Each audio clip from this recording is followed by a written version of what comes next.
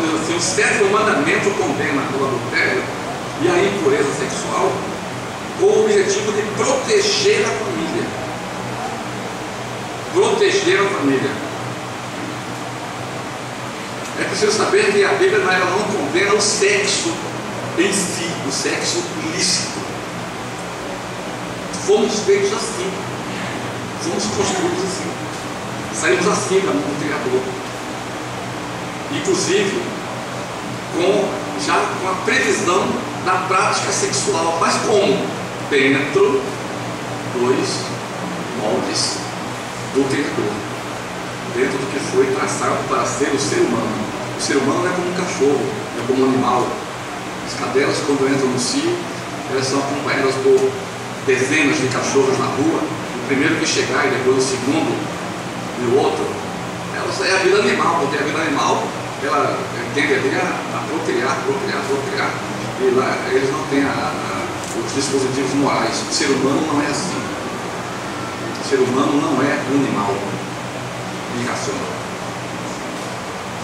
A outra modalidade, o versículo 23 diz assim: quando houver uma moça virgem desposada com algum homem, e um homem novamente, um homem indefinido, qualquer que seja ele, a achar na cidade e se deitar com ela, então aqui se trata de uma moça que está com o compromisso de casamento. Ela é desposada, ela não está ainda casada. A desposada na cultura judaica, inclusive nos tempos de Cristo, é aquela que era prometida em casamento para um homem. E a lei ainda permitia o seguinte, que essa moça desposada, ela podia morar com o homem prometido, e durante 6 meses eles não podiam ter relação sexual. Então a desposada não era mulher ainda,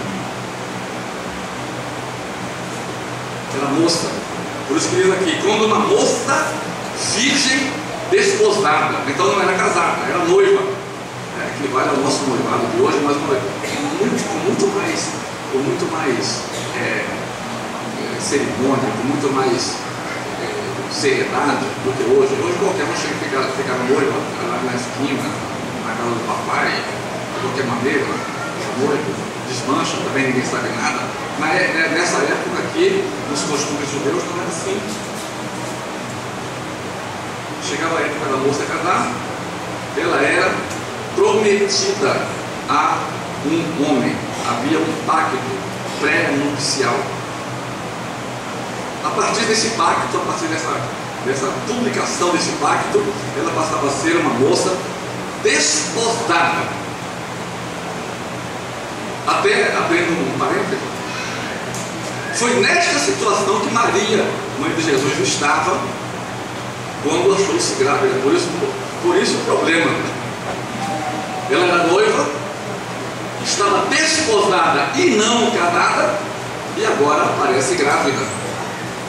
E a população, então, a sociedade local, então, começou a reagir ante aquela gravidez, e foi quando José, que era um homem justo, que sabia que não tinha tido contato com ela agora aparece grávida, ele era tão justo que ele falou assim: vou me separar dela sorrateiramente, não vou dizer nada a ninguém, para que ela também não fique difamada. E as pessoas pensem até que foi eu, mas ela não ficará difamada por isso. Você veja a justiça do barão José.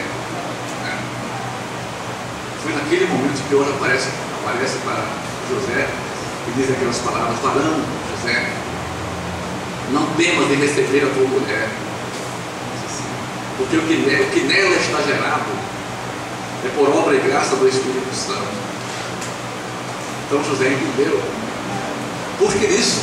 Porque Maria estava desposada. Ela era uma virgem desposada com o varão. Nessa situação, então, ela apareceu grávida. Daí o problema. Fecha o parênteses aqui. Volta aqui ao texto. Versículo 23, Deuteronômio 22, 23. Quando houver moça virgem desposada com um homem, e um homem a achar da cidade e estava com ela. Bom, então aqui houve um consentimento mútuo para um ato sexual. A moça virgem desposada e ele, um homem contente. Olha o que acontece.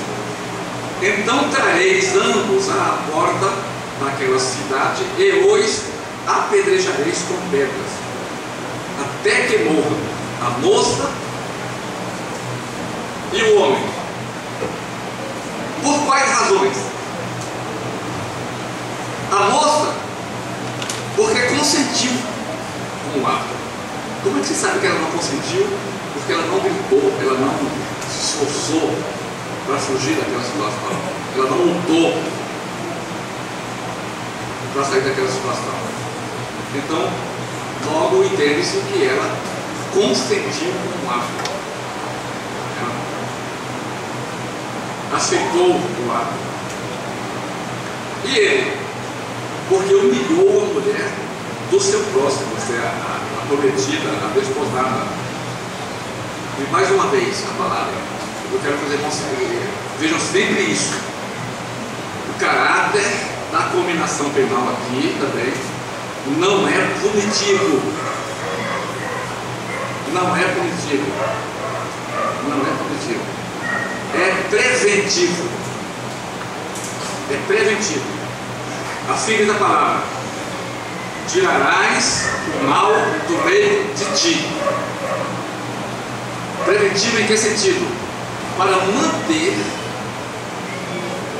a pureza, a ordem, a ética e a moral de Israel. Qualquer coisa que viesse ameaçar essa ética, essa moral de vida espiritual, desmoralizar o povo com esses pecados que eram tipicamente cananeus, eram pecados pagãos que eram cometidos pelas nações ali. Dentro desse aspecto nós vamos ver que as nações pagãs, elas tinham todos os tipos e modalidades de sexo. Inclusive no Deuteronômio falamos em certos rapazes, que nessa Bíblia aqui fala rapazes escandalosos. Esses rapazes escandalosos eram os homossexuais que praticavam a prostituição masculina. E a Bíblia tem muitas dessas expressões dos rapazes escandalosos que eram também mortos por apedrejamento. Então tinha de tudo. Aí os cananeus, então, eles eram condenados ao extermínio total, porque a prática desses atos no meio dele era coisa comum, banal. Eram nações cujo nível de pecado era tão grave, era tão tremendo, que não tinha.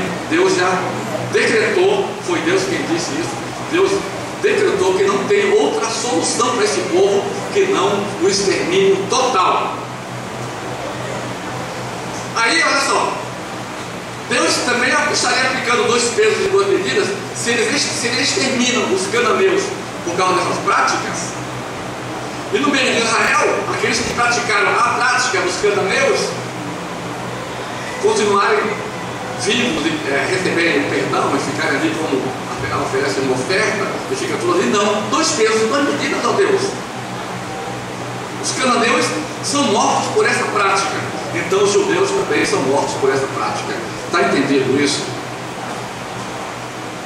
Então, então trareis ambos à porta daquela cidade e os apedrejareis com pedras até que morram a moça, porquanto não gritou na cidade, e o homem, porquanto humilhou a mulher do seu próximo. Assim tirarás o mal no meio de ti. Você começa a ver, também começa a analisar que no banalismo de hoje, a banalidade desses pecados de hoje, veio assim a ser incutido no meio na mente das pessoas, na vida, no comportamento das pessoas, por causa do ambiente onde nós vivemos. Nós vivemos entre cananeus. A televisão lá é cananeia, as novelas são cananeias, os ensinamentos lá são cananeus, esses programas de reality show são cananeus. Eles estão ensinando essa prática aqui. Você quer ver uma coisa? Veja o Big Brother. Veja a Fazenda. Veja, não sei se deve ter outros programas também, muitos. Até o Silvio Santos, que era um pouco mais, tinha um pouco mais de recato, hoje ele também já está meio escancarado, está ficando velho, está perdendo o juízo. Ensinam isso tudo. E você, quando terminar aqui a ceia, meu querido, você vai tomar o seu vinho aqui, seu pão, vai se alegrar, ou não. Ou também não se alegra, porque o seu pensamento já está no que você vai ver, no que tem hoje para você ver. Aí quando você chegar em casa, você esqueceu de tudo isso aqui. Você vai diante de uma televisão e vai começar a degustar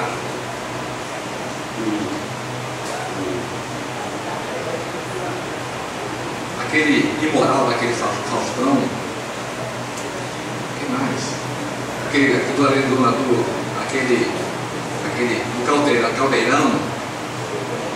Aí vai degustar aquilo ali. Isso é costume cananeu. E esses costumes cananeus, eles entram na sociedade de uma forma eficiente, eficaz, porque eles trabalham muito bem para ensinar. Você vê como é que a igreja hoje está tão mudada que é difícil, é complicado você hoje, você conduzir a igreja naquele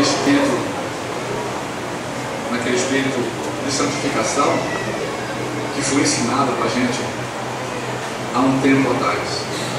Hoje as coisas estão tremendas. E sabe por que elas estão assim?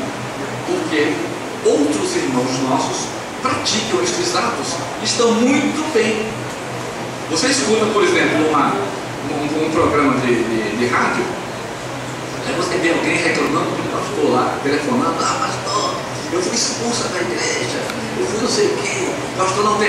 Ela não conta o caso, e nem aquele sujeito que está lá no rádio sabe como é que as coisas aconteceram.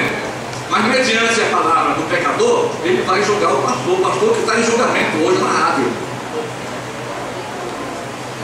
E eles dizem assim: vem para a minha igreja então, porque lá eu vou te dar amor, lá você vai ter uma compaixão, lá você vai. É assim, hoje é o proselitismo desenfreado, pecaminoso, que está por aí alastrando as igrejas.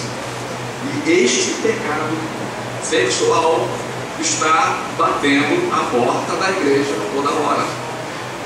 Toda hora. Toda hora. Toda hora. Muito bem.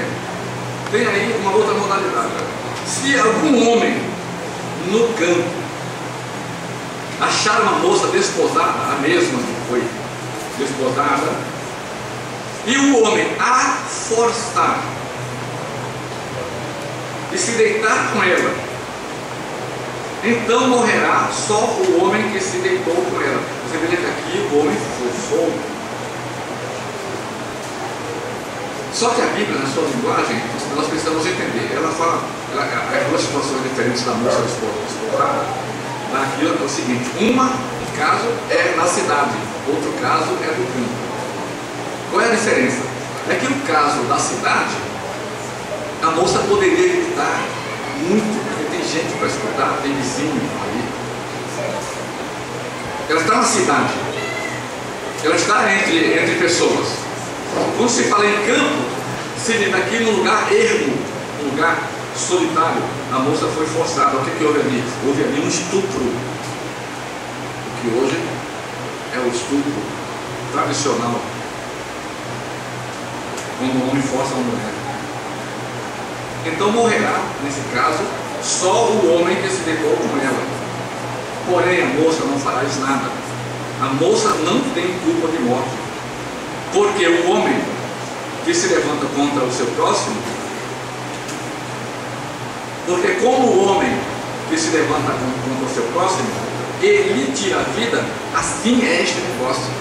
Ela está ali como se fosse uma vítima de morte, de assassinato.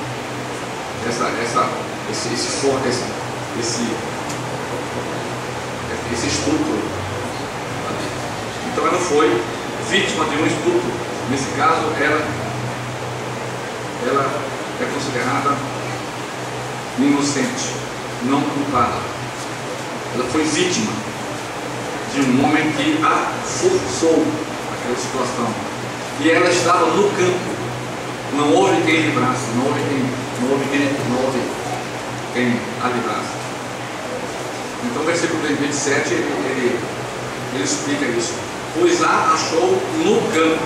A moça desposada gritou e não houve quem a livrasse. Aí vem a terceira situação, a quarta, aliás. Versículo 28. Quando um homem achar uma moça virgem que não for desposada e pegar nela e se deitar com ela, e for apanhado com o marido, agora a moça é livre. Ela não é casada, ela também não é desposada. Então você já viu que aqui já não vai caracterizar um adultério tradicional, mas é um pecado sexual que você vai ver que vai ter uma resposta. O homem não diz que ele é casado, solteiro ou viúvo. Por que não diz isso? Porque nesta época havia em prática a poligamia, inclusive entre os judeus. Havia a poligamia. O homem tinha que ser rico, ele tinha que ter meios para sustentar as suas mulheres. Ele não podia deixar faltar nada também. Tem que suprir todos os meios e as necessidades maritais. Mas isso aí é uma época que passou e que foi revogada com o Novo Testamento. Nesse caso aqui, um homem achou uma moça virgem que não for desposada e pegar dela, e se deitar com ela e forem apanhados. É um pecado comum. Dois ali que não tinham compromisso com o casamento, talvez ele não. Então o homem que se deitou com ela, ele vai ter forçado a duas situações. A primeira é pagar uma grande quantia por danos morais ao pai da moça. E aqui a Bíblia, a lei, ela limita em 750 gramas de prata, ou seja, 50 ciclos de prata. É uma quantia muito grande. Você tem uma ideia do valor que ele tinha que pagar? Judas, quando vendeu Jesus, ele